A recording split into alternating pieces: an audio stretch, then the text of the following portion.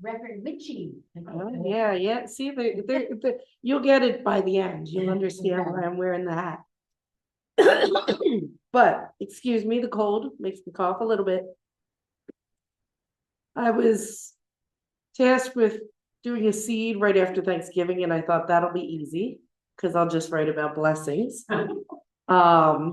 There's so much to be thankful for. So how come I had so much of a hard time doing it? Why can't I pin one down? Blessings always outnumber the hardships. I knew that. And I could prove that to myself if I started paying attention to them more.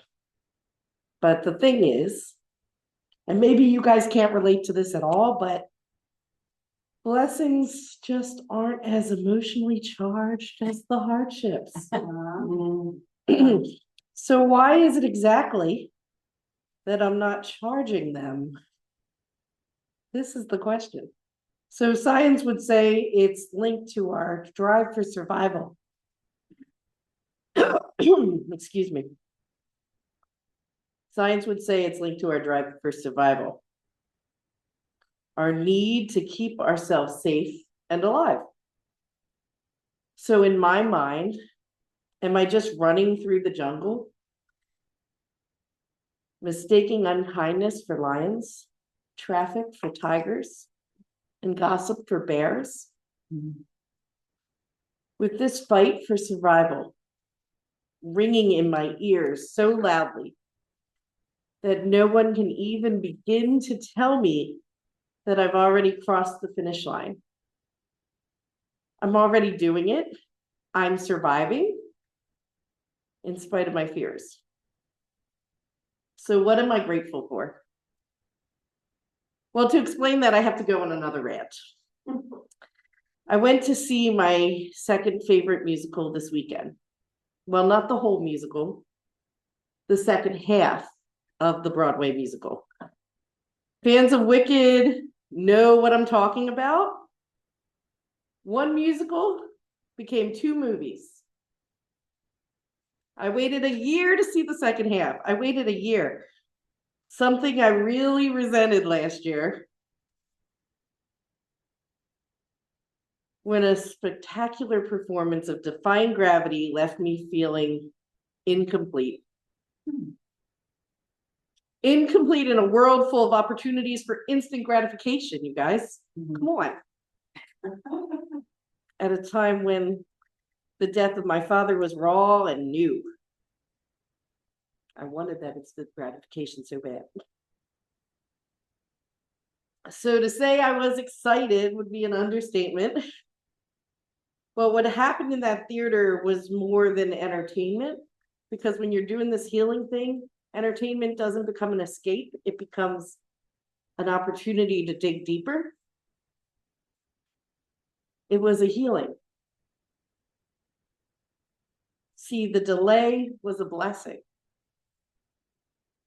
I had seen this musical. I had listened to the soundtrack many times. But for the first time, I had watched the first half as one person and the second as another. So much had happened in between. I can't even put words to it here. But this musical, the depth and the darkness and the beauty caused me to see things from a different perspective. Songs I had held in my heart for a very long time suddenly had different meaning to me. And some unconscious truths bled to the surface of my mind. And a little more darkness was transformed into light.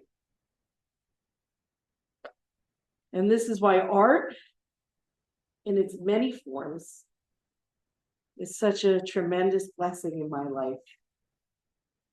And it's a blessing that's accessible to all of us And so I invite you guys all to charge your blessings by diving into what you love, like art. Thank you. Thank you.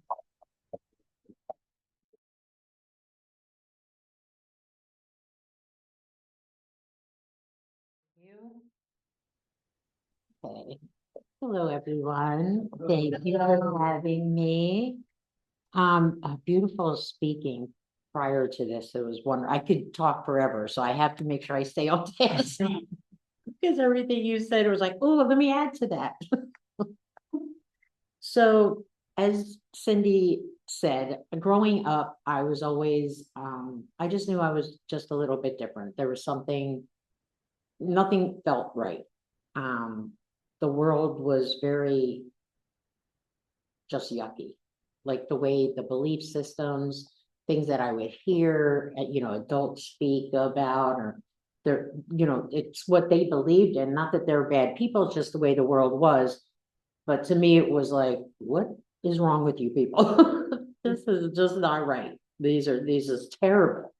So as I was growing up, and when I was really little, I would have things happen like adults would come to me for advice. And I would just know what to say. I'd be like 4 or 5 years old. And then at the end, they would always end up being like, I have no idea why I'm speaking to a 5-year-old, but you seem to know what you're talking about. And I did. I didn't know what I was saying. It's like I later realized it's just spirit that speaks through me. A lot of times I get in situations where I'm talking to strangers or come across somebody and things will come out of my mouth and I walk away going, I have no idea what I just said. And I don't know who just said that, but you know what I mean? I just know these things that have to be said. So, yeah, so I just felt so alone. I felt so misunderstood, not cared about. Although I'm sure I was in their own way, everyone cared, but they couldn't give me what I felt what was really needed in all of the world. So I pretty much disappeared in my youth. I had a very hard upbringing. I ended up turning to drugs as a young girl into, through my whole teenage years. So I was about 21. And then I pretty much raised myself. And through all of that, I must say, even in that, while I was in that space, I always knew I was protected and safe. I felt, and even the people around me always felt secure around me and safe. I never knew why, because I'm like, I'm a mess. Why do these people, but they just knew, they felt something, and that's just who I was. It was just part of my energy. That this is something I've learned after the fact. So after I went through that phase and I quit doing everything, got the help I needed, I slept, and I slept for many years. I would literally wake up in time to go to work. I would go to work, I would come home and go back to bed. And I did that for years. It was my comfort. It was my, I would have, like, my mom would say to me, like, you're so young, you need to be out. I was in my 20s, you should go out. I just didn't. That was not my safe space. I just needed to sleep. And I felt like that was all part of just my coming into myself. I went through, I was so insecure. I had so many things going on. But what ended up happening was I started doing some self-reflective things, some work on myself, healing, just finding different outlets to find different ways to heal, because I knew I was hurting inside. I knew I needed support. I needed something. And I need to backtrack a little bit. Back then, when I was growing up, there was no one in my life that even understood anything remotely about spirituality. had no idea of this stuff existing, so I had no guidance in that. So I'm just like, it's one of those things, because nobody could say, I feel like, come over here. It was more like, just suck it up, you could get through it, you're strong. God only gives you what you can handle. I'm like, really? Really? Because this is ridiculous. I don't like this plan. So, as a matter of fact, myself and my niece here, Emily, we always say, like, when we get back over there, we're gonna read this note. There's gotta be a better way. That makes it easier for us to get through. So I went on my healing journey, and it wasn't until I'm gonna fast forward to my 40s. And through my healing journey, I came across a lady, her name is Eve Wilson. And she offered up this little course called Healer 101, and it was open to anybody. And I reached out. She was in Michigan, but at that time she didn't know how to do the Zoom. I didn't even know who Zoom was around at that time. I didn't even know what a Zoom was. And so it was a no-go, but everything really resonated with me. I felt excited about what she was offering. So about a year or so goes by, and I had totally forgotten about it. And all of a sudden, out of nowhere, she pops up in, like, out of nowhere. It's a mystery. She shows up in my, like, just on an advertisement. But this time, now she's offering up Zoom, and she's doing it over the phone. And you could do this class. So I took this class through her, who she is a reverend, also a very gifted woman, spiritually gifted. She invited me. She tuned in and knows that I have these. She saw my gifts way before I even knew I had them, and invited me to pursue further and taking in her courses. And one thing led to another, and then I just started to realize a lot of what I went through in my life was actually a gift. I thought it was normal. I thought I was just being me, just being able to speak to people, just knowing what to say. I thought that was just normal. I've always been very kind as well. And I would find that I felt awkward because I would say a kind thing and people would make such a big deal about it. And it was like, why is it? I'm just said something nice. Like, what's the big deal? Like, right? But I didn't know that the world really wasn't like that. And that what I was doing was rare and that it was a gift. And so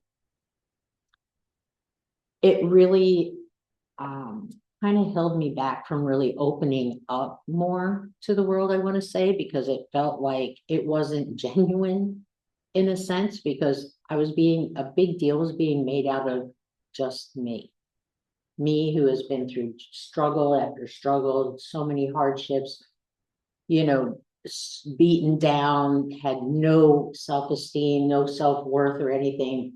But people kept saying these wonderful things after I'd speak to them, and it's like, I don't get it. I don't understand it, but it's because I was born that way. And so it was just me being naturally me. So that is actually my gift, just being here, which is kind of hard for me to say. I say that in all humbleness because I still have a hard time accepting it, but this is just who I am.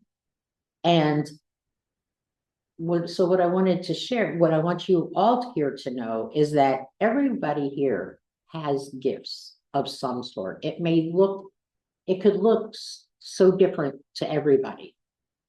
Some people are able to, they just have a knowing. Some people just know what to say. Some people have that super genuine kind heart that's able to just spread kindness through the world, which, by the way, that is actually a gift, which is crazy. But the world is coming to a place where that will no longer be a gift. It'll be an automatic gift. People will be able to just be that way. But we're in the process of healing, right?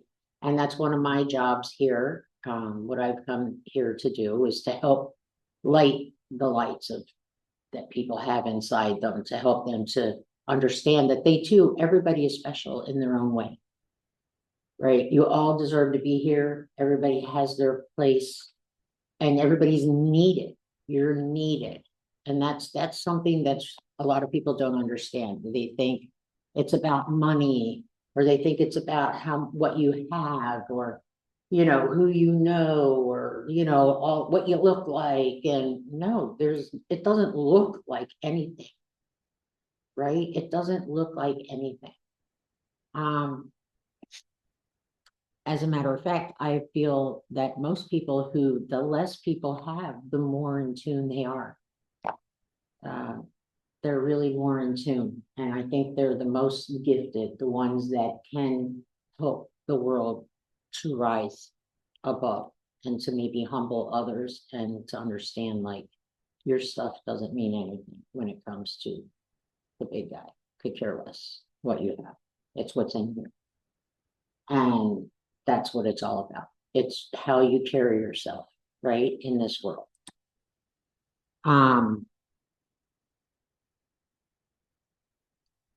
So through, when I started my courses and everything, and I would practice these gifts here and there and do readings for people. It was fabulous. And I'm always so excited. Even now, I get so excited at the end when they're all like, oh my God, that was amazing.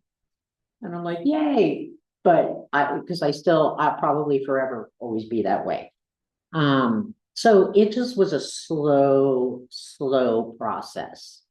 And the reason why I'm bringing this up is because a lot of people are in a hurry and it goes to that quick, like right now thing, like that gratification right this second. You want it right now. It doesn't work like that. They have other plans.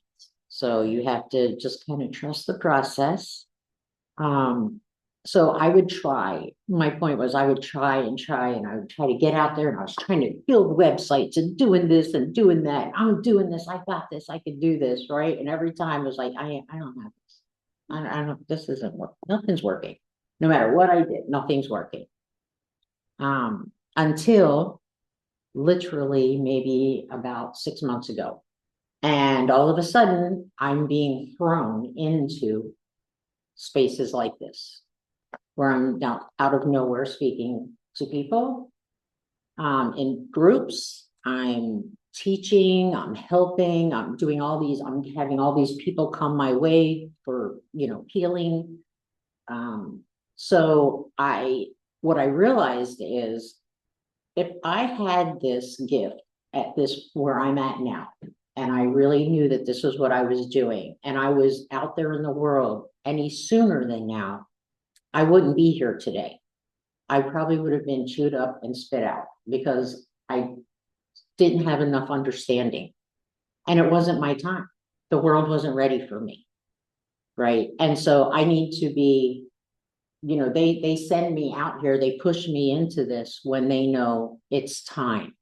Because now in this world, it's more than ever is the time for all the healers and for everyone to recognize their gifts and to start to shine, right? The more light you shine, the better the world is, okay? Even though it's dark. Sometimes one of my favorite, I'm just gonna get off track here a second. One of my very favorite sayings is sometimes if you can't see the light at the end of the tunnel, it's because you are the light. Okay, so you're the light showing everyone, pulling everyone through the darkness. Okay, so that's got me through a lot of stuff. I'm like, oh, okay. Because I can't see, just keep going. So everything happens in its own, in divine time. Okay, so if you have, like, your gifts can show up again, it's so different for everybody, but we all can do all the things, right? So it's not just about being psychic. It's not just about being able to communicate to the other side, or being able to read energies or it's all of those things. We can do them all. It's whatever you feel drawn to do. And if you put your intention in that and your focus on those areas and just kind of dive in a little bit and make it a daily practice, even if it's just a little bit every day, 10 minutes a day, just to kind of do something to kind of fine tune, you will start to notice that it becomes natural, and then things start to shine through.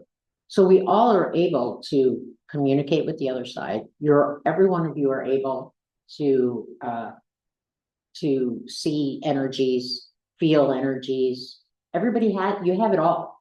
It's whatever you are drawn to do, right? So like my instructor, she taught us all these things about, we learned how to work with like, she calls them like cyborgs, like all these like things of metal that are attached to us, and like lineage things and going into the past, and none of that resonated. I was like, I don't get this, right? So, and I would try to follow along, right? Just follow everything she said. And one day I was so like distraught because I couldn't do what she was saying. And she just started laughing. She's like, Lisa, you are such a, I just have to do exactly, what is that called? Literal thinker. I was a super literal thinker. She's like, no, no, it's okay. She's like, you're so literal. Like, if she said, you have to stand on what, I'd be standing there, when she just meant like as an idea. So she's like, no, you have to find your niche, right? Find where you're comfortable. I give you information, you take what you can and run with it. And what doesn't resonate, just like you said, just discard it, because it's not for everybody. And so what I do is completely different than what she does. What she does is phenomenal and amazing. And to this day, I have no idea what the heck she was talking about. I just don't know. But it's also not something I'm interested in. So, I would suggest just follow your heart. Whatever you feel a pull to. Like if you feel like, I might want to learn how to communicate with the other side, start doing that. Take little steps in doing that. I got 5 minutes. Okay. Just take those steps, and it doesn't matter who you go to, right? If you see a class somewhere that teaches something that resonates with you, it should never cost $1 bazillion, by the way. Stay away from those. Stay away. I don't care how good the game they talk. If it's in the thousands of dollars, do not do that to yourself, because those people, sad to say, they may have gifts and they may have the talents and things like that, but they're not there for you and your journey. They're there for their money. They've made it into money. I don't practice that way. I feel like everyone deserves to be helped. Everybody deserves to be lifted, no matter what their financial situation is. It should never be, our gifts are not to be monetized. You're allowed to make money for sure, but not rob people, because now you're taking away from all of it. Not to mention you ruin it for the rest of us. So, and it's not appreciated. So just do that. Find something that you like. So if you want to say you want to communicate, I'm just going to make this really quick. Let me know if I'm like getting close. You can just sit quiet. I'll give you this little tidbit. So sit in a room nice and quiet where you're by yourself. Quiet your mind. And at the end of this, I'm going to do a meditation that'll help you get to this place. But when you get in that quiet space, you can just start testing yourself by asking yes or no questions. I always tell people to start with yes or no questions. Ask a question. And then whatever comes up first is going to be your answer. I guarantee you're going to hear yes or no. And if you need to be extra sure, ask if it's coming from the highest of good. Because they will tell you yes. And I guarantee you, there's many times I heard no. And I'm like, all right, well, then your information is not needed. Thank you, though. Whoever you are, I'm not taking that. And then I'll go back and ask again till I know it is from the highest of good. But always ask. And they'll tell you, yes, it's from me. So that way it's not your head, your brain talking, or if it's the other side. Okay, oops, sorry. So, and that is just a little practice that you can do. But my big recommendation for sure is take little courses here and there. You know, dabble in it, watch videos. There's lots of free stuff too out there that you could take. If it feels good and you feel like it's something you want to do it because you all have it. You all have the gift inside. All of them. It's Jesus himself said, you can all do what I do and more. Right? So, I mean, what more can you say? Right? So, we're at question and answers, correct? Does anybody have any questions?